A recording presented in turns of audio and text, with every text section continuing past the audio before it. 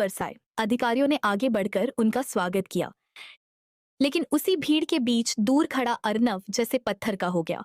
उसकी आंखें फैल गईं, सांसें रुक सी गईं, क्योंकि सामने खड़ी महिला कोई और नहीं बल्कि वही कंचन थी जिसे उसने वर्षों पहले आखिरी बार अदालत के बाहर देखा था। समय ने उसके चेहरे पर परिपक्वता ला दी थी, लेकिन वह मुस्कान आज भी वैसी ही थी। अर्नव जल्दी से भीड़ से पीछे हट गया। वह नहीं चाहता था कि कोई उसे देखे। उसके मन में खुशी भी थी और एक अजीब सा डर भी। उधर कंचन मंच पर पहुंच चुकी थी।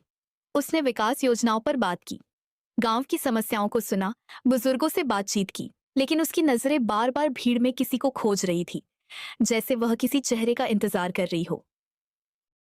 कार्यक्रम खत्म होने वाला था, तभी उसने अचानक मन से एक सवाल पूछा, क्या इस कस्बे में अर्नव नाम का कोई व्यक्ति रहता है? पूरा मैदान कुछ क्षण के लिए शांत हो गया। लोग एक दूसरे का चेहरा देखने लगे। अधिकारियों को समझ नहीं आया कि डीएम साहिबा अचानक एक साधारण आदमी के बारे में क्यों पूछ रही हैं।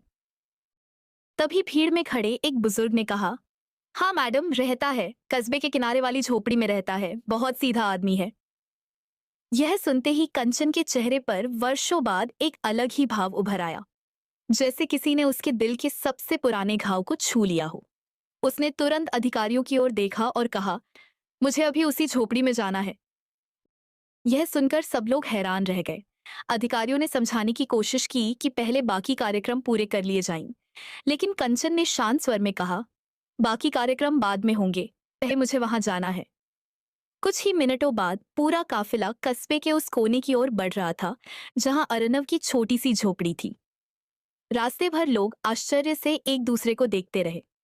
किसी को समझ नहीं आ रहा था कि जिले की सबसे बड़ी अधिकारी एक गरीब आदमी की झोपड़ी में क्यों जा रही है।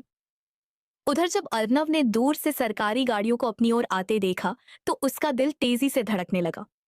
वह समझ गया कि अब अतीत उसके दरवाजे तक पहुंच चुका है। कुछ ही क्षणों बाद गाड़ियां झोपड़ी के सामने आकर रुक गईं। पूरा इलाका लोगों से भर गया। सबकी नजरें उसी झोपड़ी पर टिक गईं। फिर कंचन धीरे धीरे गाड़ी से उतरी। उसने झोपड़ी की ओर देखा। उसकी आंखों में नमी तैर रही थी और अगले ही पल उसने वह कदम बढ़ाया जिसने वहां मौजूद हर व्यक्ति को हैरान कर दिया। कंचन सिंह धीरे धीरे उस छोटी सी झोपड़ी की ओर बढ़ी तो वहां खड़े सैकड़ों लोगों की सांसें जैसे थम गईं। जिले की डीएम किसी बड़े उद्योगपति के घर नहीं, बल्कि एक गरीब आदमी की टूटी हुई झोपड़ी के सामने खड़ी थी। अधिकारियों के चेहरों पर हैरानी थी। पत्रकार अपने कैमरे संभाल रहे थे। गांव के लोग कानाफूसी कर रहे थे, लेकिन कंचन को जैसे किसी की मौजूदगी का एहसास ही नहीं था। उसकी नजर